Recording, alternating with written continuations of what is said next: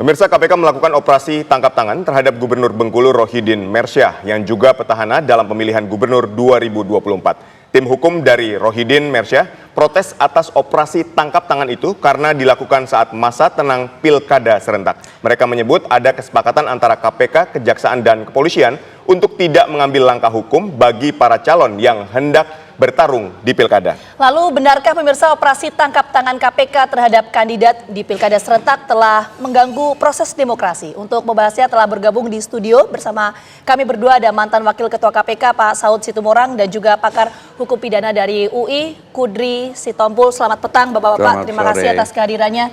Kita mau langsung ke Pak Saud. Pak Saud, operasi tangkap tangan yang dilakukan oleh KPK ini kan di momen masa tenang dan 4 hari menuju pemungutan suara.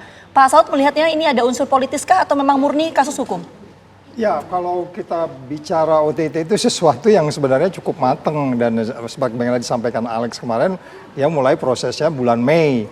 Bulan Mei itu pengaduan masyarakat bisa jadi kirim KPK katakanlah sebulan 2 bulan atau pakai WA segala macam itu di sebelumnya. Jadi rangkaian yang udah proses cukup panjang.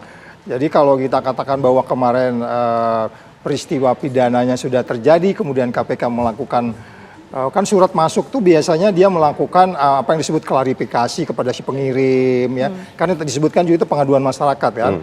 Nah, klarifikasi, cross check, recheck, kemudian mereka memutuskan penyelidikan. Dan ketika penyelidikan dimulai terjadi peristiwa pidananya terulang kembali dan terbukti memang ada. Jadi sebenarnya ini pengaduan-pengaduan yang disampaikan masyarakat itu kalau dari sisi formil materialnya selalu OTT KPK itu prudent di pengadilan. Jadi artinya kalau kita tanya tadi di bagian depan ada pendahuluan bahwa apa namanya menghentikan langkah hukum gitu ya. Itu langkah hukum itu kan bisa kita definisikan mungkin kasus-kasus yang sudah masuk di dalam pengertian tidak hanya di kasus OTT-nya gitu. Jadi umpamanya kasus yang terkait kerugian negara pasal berapa gitu ya itu di hold dulu. Itu perhitungan kerugian negara bisa di hold dulu. Tapi kalau yang sifatnya OTT itu kan sesuatu yang sudah dipantau dari awal dalam rangkaian kejadian. Jadi kalau sudah terjadi, malah KPK-nya membiarin, malah nanti bisa kalau ketahuan dewas dimarahin dia. Kok kamu udah tahu, kamu diem aja gitu. Enggak Pak, karena ada komitmen untuk selama pilkada ini tidak boleh melakukan. Kalau peristiwa pidana siapa aja pun boleh menangkap orang yang melakukan peristiwa pidana kan, tinggal nanti legal standingnya seperti apa. Ini kan legal standingnya memang dia ada di KPK, jadi saya anggap itu sesuatu yang tidak ada hal yang perlu diragukan tentang kemudian formil materialnya. Gitu. Oke, artinya berarti Pak Saud menilai bahwa memang ini murni kasus hukum, tidak ada unsur politis di sana, Pak Saud? Ya, kalau kita bicara ada yang melapor, kan yang melapor ini macam-macam backgroundnya. Bisa jadi dia di-trigger oleh lawan politik, bisa juga. Oleh sebab itu kalau Anda dalam kontestasi, Anda harus jujur sehingga lawan politik Anda nggak bisa bermain, kan gitu. Gini, surat yang masuk ke KPK, tadi Ale kan menjelaskan surat yang masuk. Ya. Surat yang masuk itu kadang dari istrinya juga ada kok.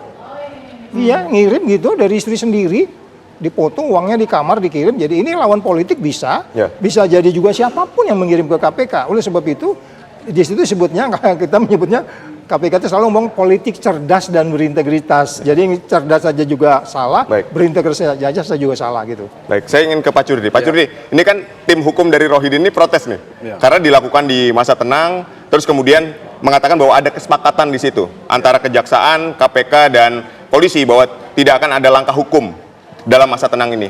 Anda menilainya seperti apa? Saya melihat dari aturannya aja ya. Jadi ini OTT ini kan menyangkut proses beracara ya. Ini kita sebut hukum acara.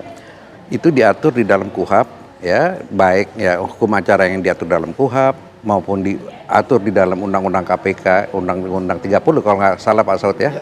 Kemudian juga di Undang-Undang Korupsi, begitu juga di Undang-Undang Pemilu Pilkada nggak ada yang ini yang melarang orang nggak boleh diperiksa dalam perkara baik perkara pidana biasa maupun korupsi, nggak ada. Nah sekarang kesepakatan itu posisinya kan levelnya itu lebih rendah daripada undang-undang.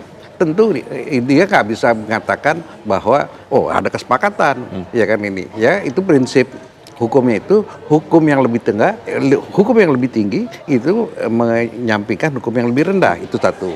Nah sekarang yang dikhawatirkan kenapa pada waktu itu dulu janganlah diproses. Khawatirnya itu hanya untuk ini kan membunuh karakter ya, karakter assassination. Jadi orang dilaporin gitu. Makanya jangan. Jadi itu dalam proses yang biasa. Nah, operasi tangkap tangan ini, tangkap tangan bukan operasi tangkap tangan aja ya. Di dalam KUHP ini dia merupakan ketentuan yang luar biasa. Kenapa? Kalau yang biasa harus prosedurnya tadi dikatakan ada pengaduan, laporan, ya kan, harus ada alat bukti yang cukup 2 gitu kan. Betul. Ini enggak ya. Tertangkap tangan itu apa? Pada saat tindak pada pidana itu dilakukan ya, atau pada saat beberapa saat ya dilakukan, diketahui oleh khalayak umum dan barang buktinya itu ada padanya, atau hasil dari kejahatan itu ada padanya itu maksudnya orang pelakunya itu tersangka. Ya, sekarang andai kata ya misalnya jangan dong OTT dalam yang korupsi ini dalam masa tenang kayak begini loh, nanti justru OTT ini kan yang momentumnya. Ya, kalau misalnya tidak ditindak pada saat itu, sulit lagi pembuktiannya. Wah, nanti hitung lagi kerugian negaranya, waduh apa aturannya, jadi ini berkepanjangan itu. Nah, jadi ini jangan kehilangan momentumnya. Ya, dia di tertangkap tangan itu gitu. Jadi saya kira sih nggak ada salahnya ya bahwa dari aturan. Nah, kalau dikatakan misal politik, loh, kalau misal politik dia lagi melakukan kriminal kok, dia kan bukan soal ini, bukannya politik gitu loh. Nah, ya kan, mestinya yang bersangkutan mikir dong. Ya, lu lagi dari pemilu, lu cawe-cawe kan gitu. Ya, ini justru yang mesti. Nah, dan jangan sampai juga seolah-olah ya di dalam masa kampanye itu orang boleh peserta aja. Jadi peserta itu boleh melakukan tindak pidana aja dong. Baik. Pak Juri, tapi kan menarik gini, akhirnya semua orang yang bisa aja berpersepsi bahwa ya udah nanti lawan politik di OTT aja sama KPK, bisa nggak akhirnya KPK nanti dipolitisasi seperti itu? OTT itu kan bukan karena ada rangsangan, nggak ada dorongan dari KPK. Itu kan yang KPK betul mengamati, udah surveillance. Ya kan, udah ada ini di surveillance, dia melakukan ya kena gitu. Yang aktif itu kan bukan KPK, yang aktif itu ya pelakunya itu gitu loh. Ya di mana kita bilang ini politisasi, ya kan? Tapi begini Pak Saud, ini kan kalau kita sepakat ya bahwa kemudian kasus hukum ini memang harus terus diberantas ya, kita sepakat untuk itu. Tapi bagaimana dengan persepsi yang muncul di publik Pak? Kenapa kemudian proses ini tidak ditindaklanjuti ketika masa pilkada ini selesai, baru itu dilanjuti? Itu resikonya apa sebetulnya Pak, kalau dalam proses pembuktian? Ya, kembali lagi kan ketika kemudian mereka melakukan yang disebutkan di dalam piagam PBB itu bahwa pemberantasan korupsi itu diperintahkan yang kita datangani, bahwa di situ Anda harus menggunakan segala resource, instrumen, disebutkan di situ, special equipment itu disebut, yaitu termasuk alat sadap, alat segala macam. Nah, kemudian sudah terang, didiemin seperti Pak Gudri tadi bilang, itu salah besar. Anda membiarkan terjadi peristiwa pidana, bahkan penyidiknya itu bisa diperkarakan gitu. Jadi sekali lagi, kembali lagi kalau memang itu waktunya pada saat ketika dilaksanakan pesta demokrasi seperti ini, itu kan kaitannya dengan apa yang disebut sebagai varietas demokrasi. Anda tahu nggak, di dalam varietas demokrasi, cara kita melaksanakan demokrasi, kita dapat nilai 25 loh. Dari 1 sampai 100. Ini yang begini ini yang disorot sebenarnya. Itu oleh sebab itu makanya yang kita sebut sebagai politik tidak berintegritas itu kan tidak ada money politik sama sekali. Apalagi pemerasan loh. Itu paling tinggi loh hukumannya di dalam peristiwa tindak pidana korupsi dibandingkan gratifikasi. Tapi resiko pembuktiannya apa Pak? Kalau misalnya nanti dilakukan pembuktiannya pasca pilkada? Kalau tadi kan soal etika kita bicara, tapi risiko pembuktiannya itu apa? Ya tentu nanti pasalnya akan berbeda lagi, bisa juga pasalnya akan tetap pemerasan gitu, tapi itu kan nanti pendalamannya akan mengalami proses yang lebih. Kalau hukum itu kan selalu disebutkan hukum itu harus efisien, efektif dan seterusnya, salah satunya kan begitu. Jadi kalau memang bisa hari ini kenapa tunda-tunda gitu? Memang ada resiko framing, ya memang begitulah resikonya politik. Kalau memang politik yang tidak berintegritas, pasti framingnya akan banyak. Dan ini yang membuat kita sebenarnya bangsa Indonesia harus memahami bahwa kalaupun kejadian seperti ini, keyakinan saya ini nggak di sini aja, di tempat lain modusnya juga sama. Kan selalu dibilang biaya apa namanya kontestasi itu mahal dan sumbernya dari mana?